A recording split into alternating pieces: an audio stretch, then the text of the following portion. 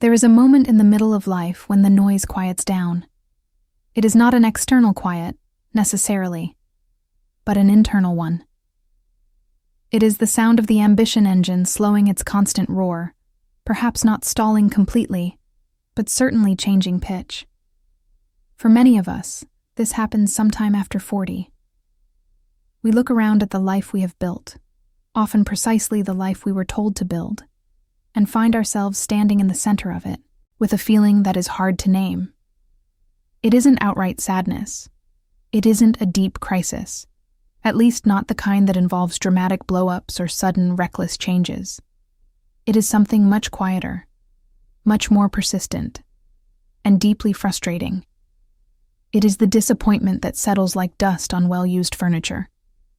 We feel it because we completed the checklist. We earned the degrees, we paid the dues, we built the career, we secured the relationships. Maybe we raised the children. We did the work.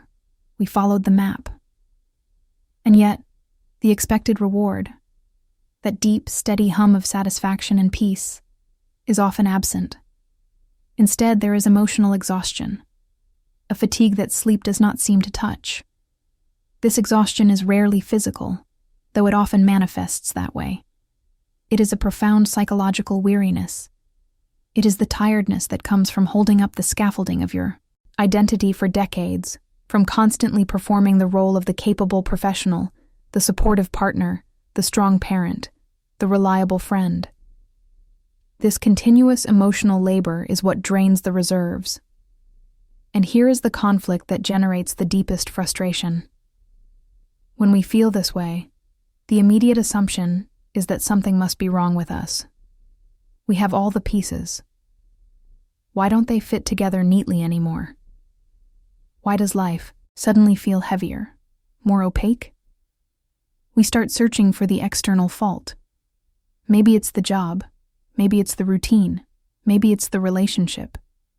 We try to rearrange the furniture, hoping a new setup will solve the emptiness of the house. But the fault is rarely external.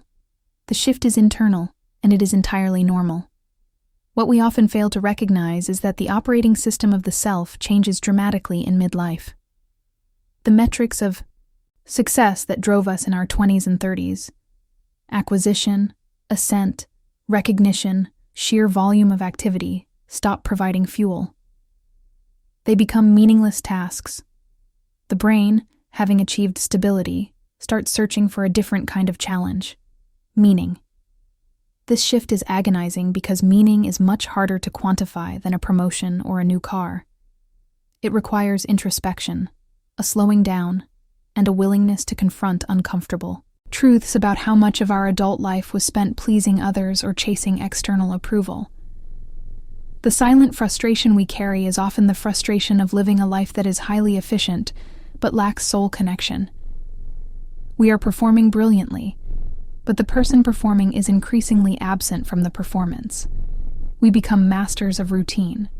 Routine is a necessity, a psychological anchor, but too much routine, too perfectly executed, can smother the sense of spontaneity and discovery. Life becomes predictable, and predictability, while safe, can feel dangerously close to stagnation. The psychological reality of this period is that we start mourning things we haven't even lost yet. We mourn the potential paths not taken. We mourn the raw, unfiltered energy of youth. We mourn the simple belief that effort guarantees happiness. When we were younger, failure was temporary and instructive. Now, after 40, disappointment often feels permanent and heavy, less like a lesson and more like a final verdict on certain dreams. This is the internal conflict that we rarely discuss openly. How do you tell the world, or even your partner, that you are deeply grateful for everything you have, but simultaneously feel an overwhelming sense of indifference toward it all? We silence this feeling because expressing it sounds ungrateful. It sounds like a complaint disguised as philosophy. So we suppress the feeling, and suppressed frustration is the purest form of self-poisoning. It turns into anxiety, irritability, and that pervasive sense of emotional drainage. The loss of excitement is one of the hardest symptoms to handle. We remember the days when a new project, a new trip, or even a simple Friday night held a sparkle, an anticipatory rush.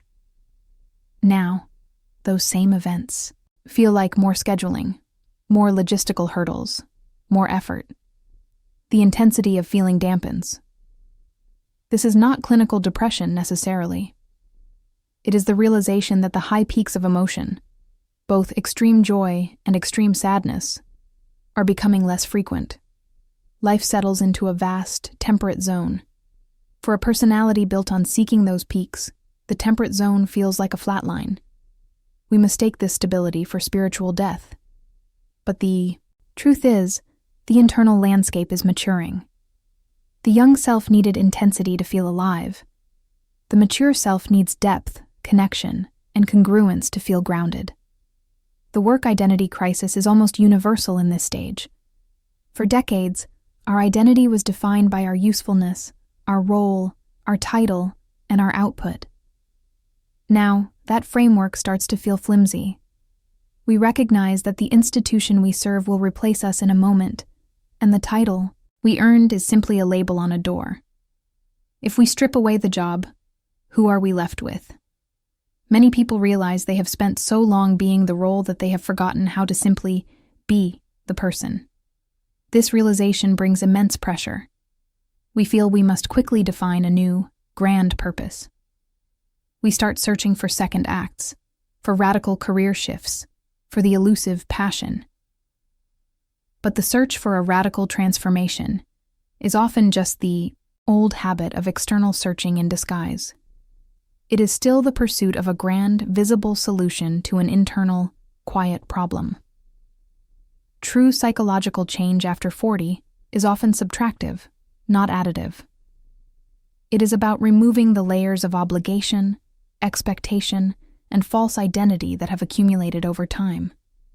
It is about simplification, not complication. When the map we followed for the first half of life stops working, we assume we need a new, better map. What we actually need is to stop relying on maps altogether and start navigating by the internal compass. This internal navigation requires developing a tolerance for not knowing. We are trained to have answers. We are rewarded for certainty. Midlife demands that we sit comfortably in uncertainty, recognizing that the most crucial decisions, who we truly want to be, and how we want to spend the time remaining, do not have pre-written answers. The deep dissatisfaction often stems from the gap between the image we project and the reality we live. We project competence, stability, and control. Internally, we feel weary, confused, and sometimes deeply inefficient. The emotional energy spent maintaining this facade is staggering. It is why simply having an afternoon alone, without appointments, without the need to be on, feels like an extraordinary luxury. It is the only time the self gets to rest from performance. Think about how relationships change in this period. The early years were often about building, merging, and achieving shared goals. A house, children, financial stability. These goals are transactional and highly demanding of energy. After 40, if the foundation is strong, the goals shift from doing things together to simply being together, quietly. The currency of the relationship moves from shared achievement to shared meaning and deep, nonverbal understanding. If the relationship was always fueled by external goals and mutual distraction, this new quiet phase can feel frighteningly empty. We look across the table and realize the person is familiar, but the depth of connection is superficial. The disappointment here is profound, because it touches the sacred contract of partnership. We realize that we must now invest in true intimacy, the uncomfortable process of showing the aging, tired, uncertain self, or risk drifting entirely apart. This requires immense courage, the courage to be seen as imperfect and incomplete, which is a different kind of courage than the one required to climb a corporate ladder. The feeling of being lost, even after doing everything right, is perhaps the most defining psychological experience of midlife. We followed the recipe perfectly, and the dish tastes bland. What was right for the societal structure of success, but it may have been fundamentally wrong for the architecture of our own soul. We confuse external validation with internal alignment. When we were younger, validation felt like alignment. If people approved, if we were successful, then surely we were happy and on the right path. Midlife forces us to decouple these things. We can be highly successful by external measures and still feel a profound internal misalignment. This realization is liberating, but first, it feels like a failure of character. We must stop telling ourselves that we are having a crisis because we are fundamentally broken. We are having a crisis of calibration. The instruments that guided us need adjustment because the terrain has changed. The body changes, our sleep needs change, our recovery time changes, and fundamentally, our emotional needs change. We need more silence, less stimulation, and more authentic connection. Yet the world around us, driven by youth and endless growth, demands more activity, more output, and louder noise. We are caught between two gravitational forces, the external pressure to maintain the pace and the internal pull toward rest and reflection. This friction generates the constant stress and the unrelenting feeling of exhaustion. To handle this exhaustion, we must first accept its legitimacy. It is not laziness. It is the cumulative fatigue of years of emotional regulation, decision-making, and self-sacrifice. We spent the first few decades maximizing effort. Now, we must learn to minimize drain. Minimizing drain means setting much clearer, stricter boundaries around our energy. It means saying no to things that are merely obligations that do not serve the core self. This is often perceived as selfishness by those accustomed to our limitless availability, and managing that perception is another layer of emotional labor. But psychological survival demands it. We start to understand that the resources we have are finite, not just financially, but temporally and emotionally. When we recognize finiteness, our choices become sharper, more deliberate. We stop diffusing our energy across 100 average things and start concentrating it on the few things that truly matter. This is the shift from breadth to depth. In terms of purpose, many people struggle because they believe purpose must be grand, public, and world-changing. This is often another inherited expectation from the culture of optimization.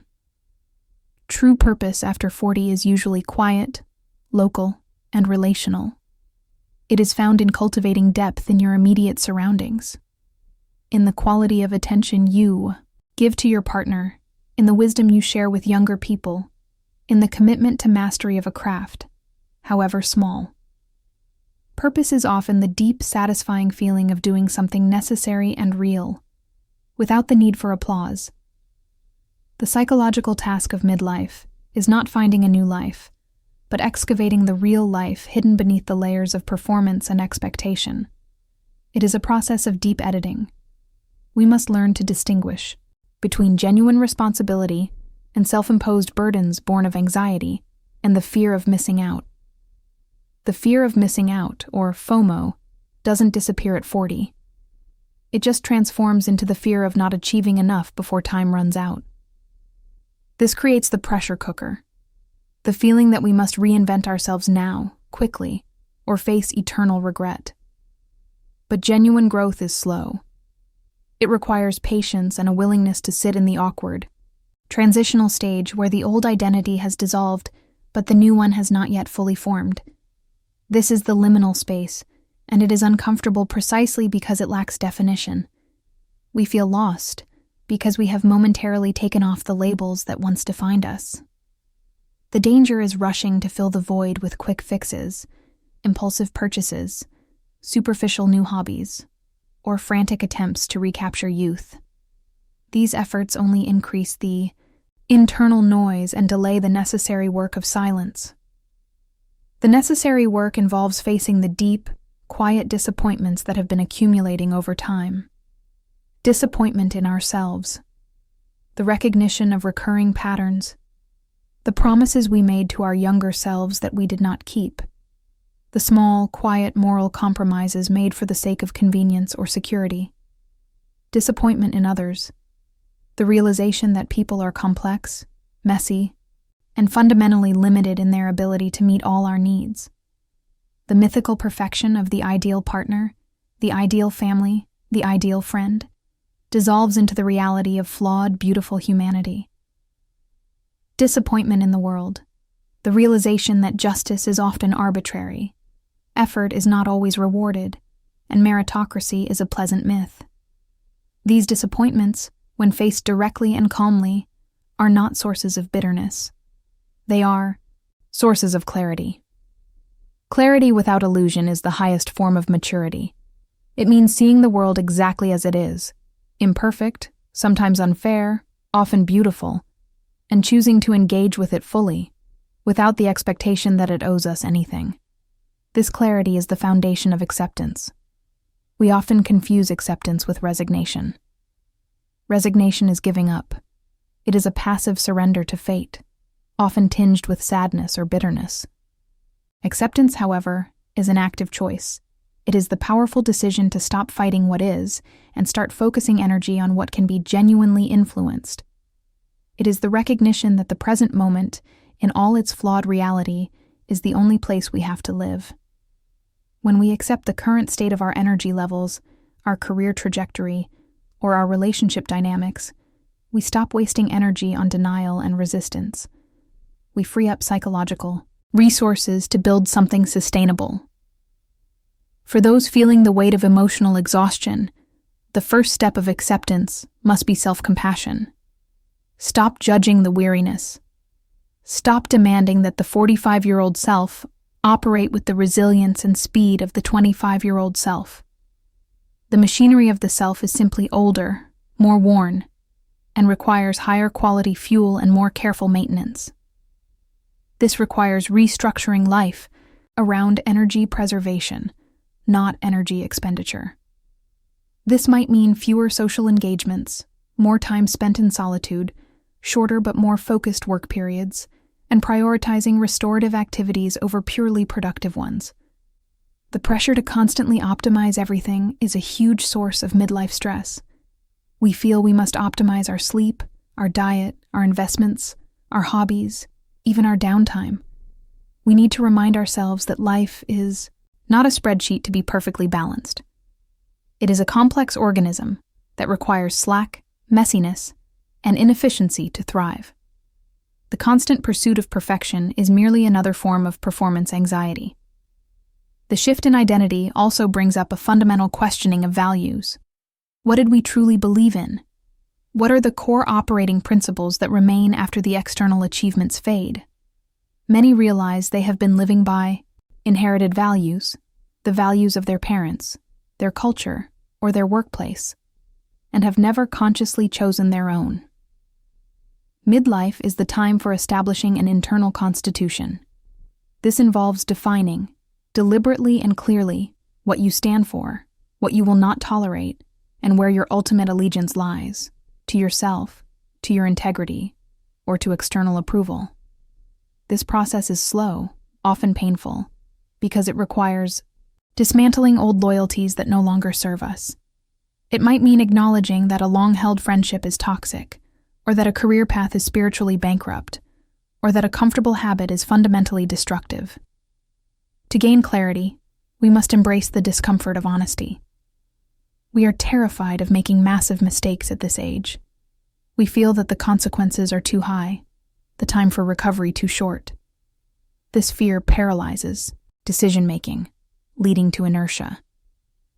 We stay put, not because we are satisfied, but because we are afraid of moving. The irony is that inertia, in a world of constant psychological change, is the biggest mistake of all. If we stand still, the internal landscape shifts, and we become increasingly out of sync with the world we inhabit. The path forward often requires small acts of courage, consistently applied.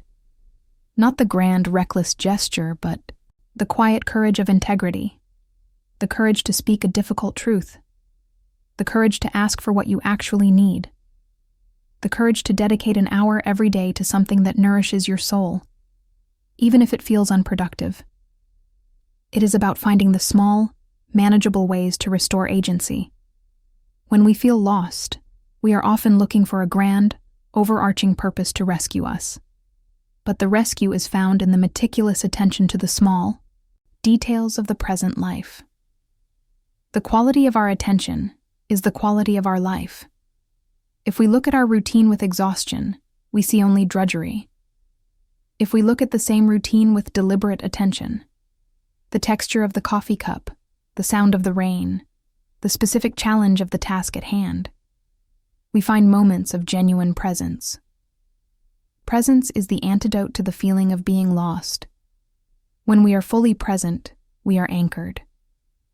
The future anxiety and the past regret momentarily dissolve. This shift requires a change in practice, a commitment to moments of stillness, not just for meditation, but for processing the sheer volume of emotional information we carry. We must recognize that the brain, after 40 years of intense learning and processing, is heavily burdened by memory and experience. We are no longer operating on a clean slate. Every decision, every interaction, is weighed against decades of accumulated evidence. This is why simple decisions feel harder. It is the burden of wisdom, or at least the burden of history. This is not a deficit. It is depth. When we feel overwhelmed, it is often because we are trying to process the complexity of life at the speed of youth. We need to slow down the input and slow down the processing. The deep psychological work of this stage is integration, integrating the successes and the failures, integrating the person we pretended to be with the person we actually are, integrating the ambitious striving with the need for quiet rest. The integration process releases energy. When we stop compartmentalizing our life, work self here, home self there, past self forgotten, the energy that was used to maintain those separate walls becomes available for genuine living. This period after 40 is less about building and more about tending. Tending to the garden of the self, removing the weeds of toxic habits and nurturing the few plants that truly thrive in the specific soil of our current life. We must redefine success. Success is no longer measured by how much we acquire or how high we climb, but by how well we manage our inner state, how authentically we connect with those we love, and how much meaning we find in the ordinary rhythms of the day. If you are feeling drained, disappointed, and unsure, understand this. Nothing is fundamentally broken about you. You are not failing. You are simply transitioning from a life governed by external metrics to a life demanding internal truth. The exhaustion you feel is the sound of the old structure collapsing, making room for a more honest, more sustainable architecture of the self. This transition is difficult, messy, and quiet. It requires deep kindness toward the self that has worked so hard for so long. The mature life is not a race to the top. It is a long, deliberate walk toward clarity. It is a slow, gradual uncovering of the person you were always meant to be, stripped of the expectations and illusions of the first half of the journey. And that person, imperfect, tired, and deeply human, is exactly who you need to be right now.